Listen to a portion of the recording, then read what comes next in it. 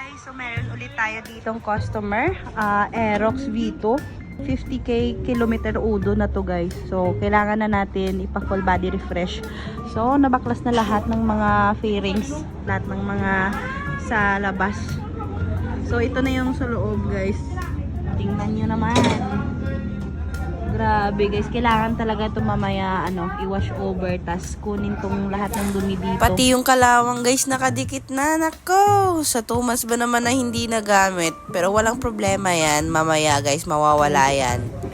Halatang hindi ginamit. So sabi kanina ni sir, mga 2 months daw na hindi nagamit tong motor na to.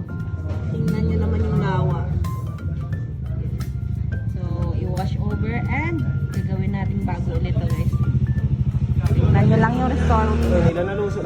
At sa mga oras na ito ay nahirapan na nga si Warren sa pagtanggal ng magneto dahil sa katagalan na hindi na maintenance. Nag-stock up dahil sa kalawang. Guys, take note ha, na dapat less than 3,000 to 5,000. Dapat malinisan na natin yan para hindi na dumating sa point na kalawangin. Imagine guys, almost 2 months na hindi nagamit ni sir ang motor niya. Kaya, ito yung resulta. Ayan tuloy, nahirapan na si Warren magtanggal dahil sa build up ng kalawang at dumi. At ito na nga guys, yung mga fairings na kailangan natin iwawash. Ngayon, ayusin natin tong Aerox V2 na may 50k mileage.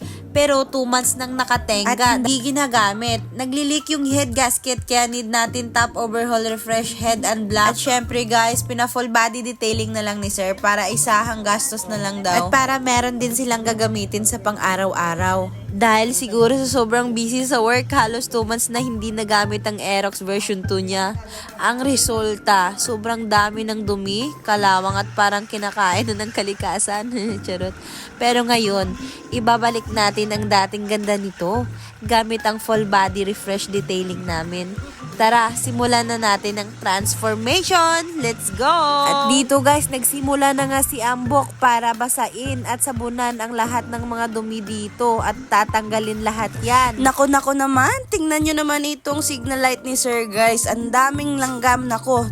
Nilanggam na talaga siya sa sobrang tagal na Sweet hindi siguro nagamit. ni sir, no? Dahil pati yung signal light ni sir nilanggam na. Sana all! Grabe guys, for almost 2 months na hindi nagamit ni sir yung Aerox niya. Meron ng langgam sa loob. Ayun o. Meron na silang bahay sa loob.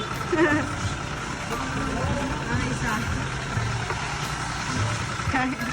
At ito na yung resort guys. So tapos na siyang nilinisan na siya.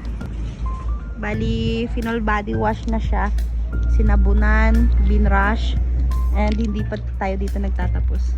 So, meron pang pwedeng gawin dito. From Kalawangin to Makintab, grabe, parang hindi 2 months na nakatambay ang Aerox ni sir Kapag inalagaan, babalik ang ganda, syempre. Kaya advice ko lang sa inyo guys, kung ganyan din kalala ang kalagayan ng motor mo, wag nang mag-alinlangan pa at wag nang magdalawang isip pa. Ipa full body refresh detailing muna dito sa amin guys. Dito lang yan sa Justin Moto Gears. Pwede kayo guys mag-contact or mag-message sa messenger Meron po kaming page, Justin Moto Gears main page. Sa mga nagtatanong guys, Iloilo area po tayo Kaya sa mga taga Iloilo dyan, baka naman. Pati yung U-box guys, nililinisan talaga sa loob. Ayan, walang dumi na matitira.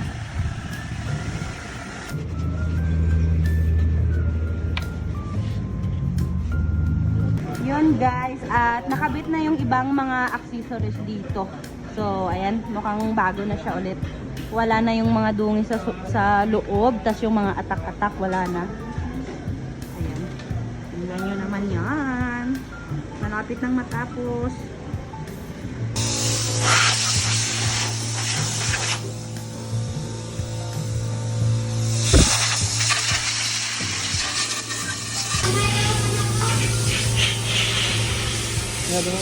Guys, ito yung lumang fuel filter ni sir. Grabe. Ito yung bago na fuel filter. CIP yung gamit natin. Tingnan nyo naman yung difference ng bago at luma. So, papalitan natin guys. Grabe, ang saya-saya ko ngayon kasi finally natapos na rin ang full body refresh detailing ni sir. Salamat sa inyong suporta at sa pagsubaybay sa transformation journey na to. Bye guys!